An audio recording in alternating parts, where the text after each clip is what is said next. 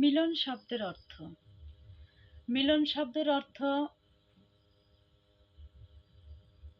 বুঝায় যে নফসের সাথে যখন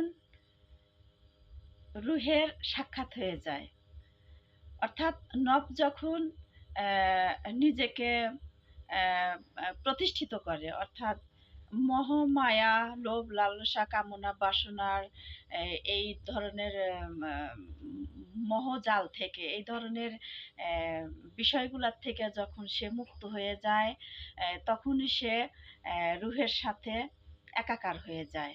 তখনই সে মানে স্রষ্টার সাথে তার মিলন হয়ে যায়।